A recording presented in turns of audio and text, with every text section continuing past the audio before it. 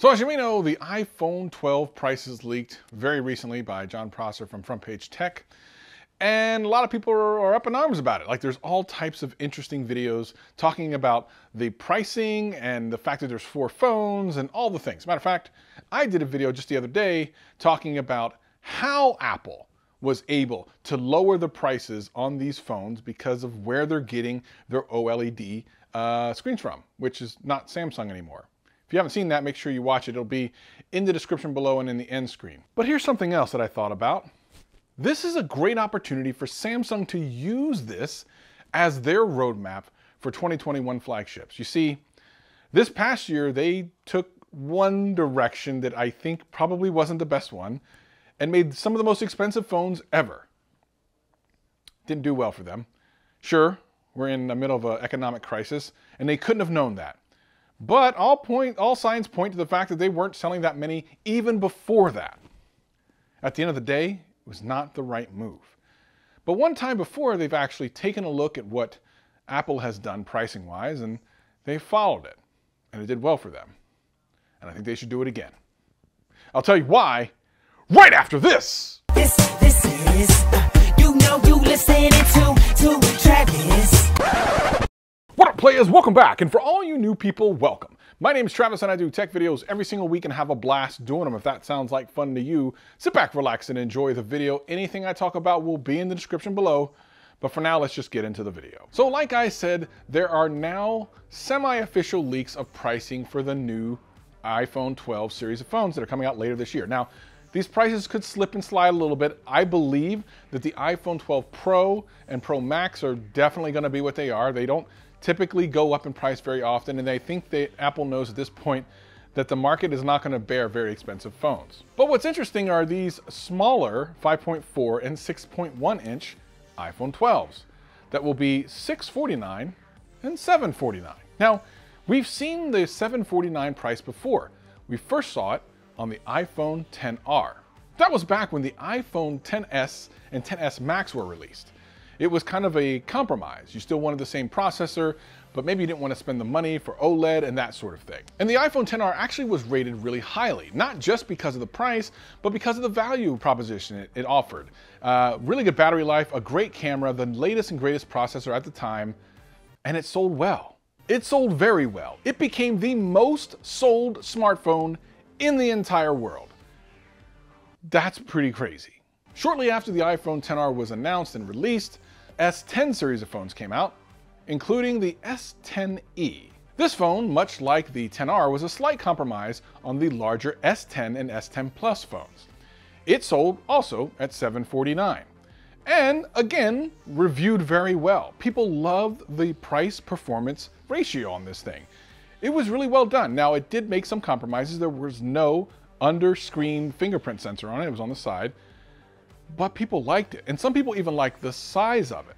But more importantly, a lot of people loved that it wasn't a curved display. So in a lot of ways, the S10e was a toe in the water to see if doing a lower-priced flagship phone would do well. Interestingly, Samsung completely abandoned that strategy this year in 2020, and the lowest priced phone they came out with was basically the equivalent of the highest priced phone of the year previous.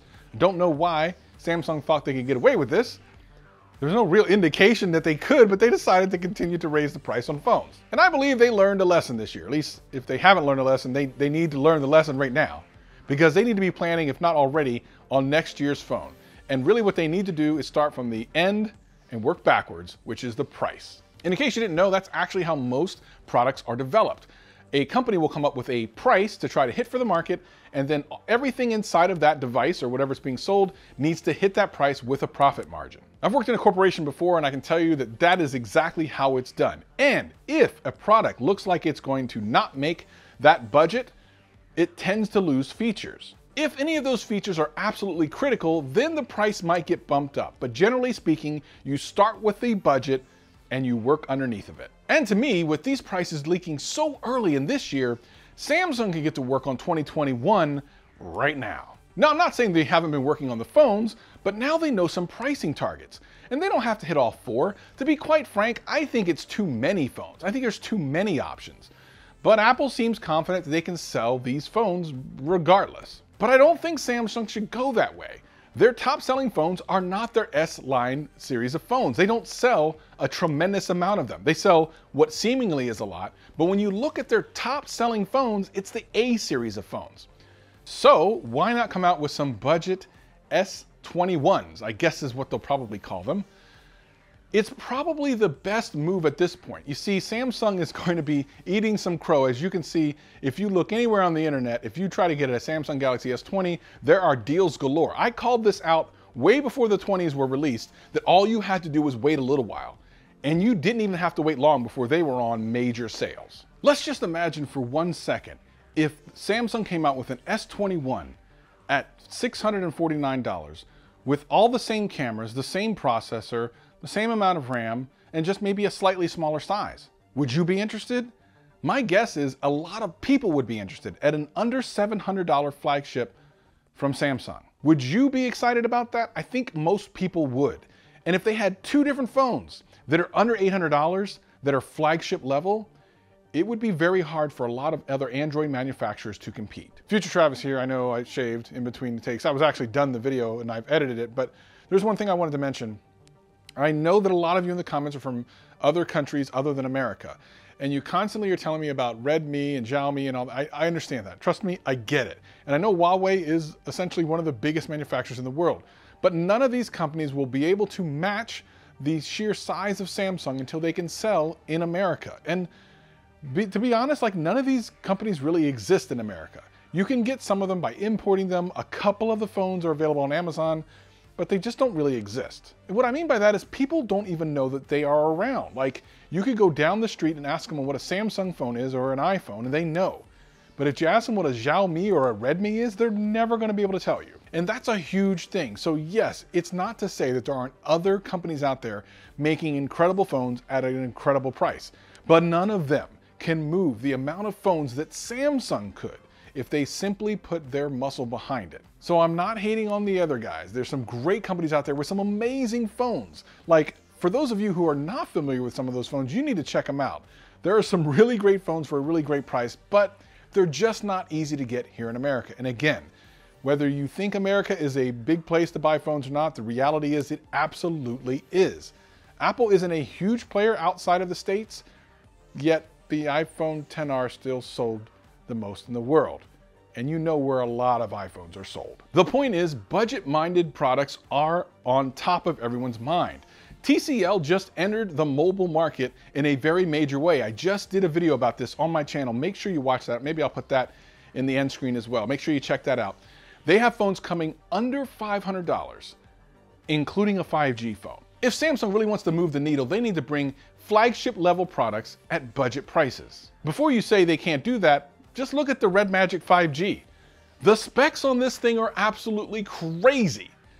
And it's basically a $500 smartphone. Yes, with the Snapdragon 865 with a 144 Hertz screen. That's right, better and faster than any of the other smartphones out there right now. It's kind of crazy. And yet it's still not a $1,400 phone. Samsung can do this. They absolutely can. And 2021 has got to be the year they do it. If Samsung does not take advantage of the fact that they know Apple's pricing for the end of this year and don't implement a change for the beginning of 2021 for the S series, they're missing a big opportunity. Let's be clear, they can come up with the hardware, they can come up with the software, and they can have 3, or if they want to, 4 different phones that hit every single one of those price points. They can come out with a super ridiculous 5G $500 phone. Other companies are doing it. There's no reason that Samsung can't. They are the #1 manufacturer of phones in the world. There's no reason this can't be done immediately. But we're gonna find out if Samsung's really thinking and being strategic or if they're being tone deaf. If you don't see a budget priced flagship phone next year, it's not gonna be looking good for Samsung. The world economy will still be recovering from the after effects of this incredible virus. So just be clear, it is not the time to put out a really expensive phone. And by the way, if you're a Samsung fan, you should be excited about this. The opportunity to have a flagship level Android phone at a good price, should excite all of you. And for me, then I can stop buying 4 or 5 of the same phone and having to spend like upwards of $3,000 just to get a phone to review for you guys. It's tough out there in these YouTube streets. I'm telling you, it's not easy. I actually have some videos about things similar where you can save some money. Here's one. I'll see you guys real soon. Peace and love.